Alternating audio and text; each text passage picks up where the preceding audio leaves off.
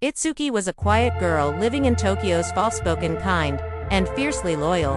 She never looked for attention, never asked for praise, but when someone she cared about was in trouble, she'd act without hesitation. One chilly afternoon, she saw her best friend surrounded by 4 tall boys in the alley behind school. Without thinking, Itsuki ran toward them, yelling with all the courage her small frame could carry.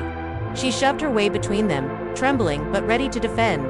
But then, the boys pulled down their hoodies and she froze. They weren't bullies. They were Take Back Time, Japan's most famous boy band. And the leader, standing right in front of her, was Aoki, her lifelong idol. The silence was deafening. Itsuki wanted to disappear. Her face turned bright red, but instead of laughing, Aoki smiled. "Thank you," he said softly. Not many people would have done that. From that moment, something began. He invited her and her friend to his concert, then visited her house to return a scarf she had dropped. That night, under snowfall by a quiet beach, they shared stories about loneliness, fame, and fear, and then, a gentle kiss under a pink sunrise. They stayed in touch, even as Aoki toured the world. But real life made the distance grow. They parted with tears, not anger. With love, not promises. Years passed. At a concert in Tokyo, Aoki sang a new, unreleased song, "To the Bravest Girl I Know." As the spotlight moved through the crowd, it landed on her. Itsuki's heart raced. She walked toward the stage. He turned off his mic. No one heard what they said. But when he kissed her in front of thousands, everyone understood. She was no longer just a quiet girl from Tokyo. She was the brave girl who dared to act, and in his heart, she had never left. The kiss on stage became a moment the world wouldn't forget. Cameras flashed. Fans screamed. Headlines exploded, but in the middle of all the chaos, Itsuki and Aoki were still just 2 people who had once shared a quiet beach and a sunrise. After the show, Aoki found her backstage.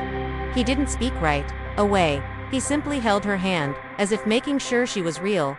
In the weeks that followed, they reconnected not as pop star and fan, but as old friends who had unfinished stories.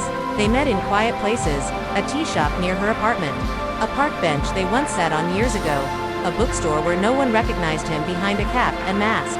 But fame, no matter how carefully hidden, always finds cracks. Aoki's agency warned him. Tabloids speculated. Some fans were supportive, others cruel. Itsuki tried to stay strong, but one night, while watching his interview on TV, she asked herself if she truly belonged in his world. When she finally voiced it to him, Aoki didn't hesitate. "I didn't choose fame over you," he said. "I just didn't know how to hold both at the same time." Then, he made a choice. Aoki announced a break from music, not out of scandal or burnout, but to live a quieter life. He moved to a smaller home on the outskirts of Tokyo, where no one waited outside with cameras. Itsuki visited often, sometimes bringing him food from her favorite market. He learned to cook, to take photos, to slow down. He wrote songs again, not for stadiums, but for her. One evening, he released an acoustic album titled After the Lights, filled with gentle tracks about love, waiting, and courage. The world listened, not because of the headlines, but because of the honesty. And in one song, barely over a minute long, he whispered only 6 words. "You were always the brave one." Itsuki didn't need the spotlight. She had something better. She had become the quiet reason behind someone else's strength. And Aoki, he finally found peace in a world that once never let him rest.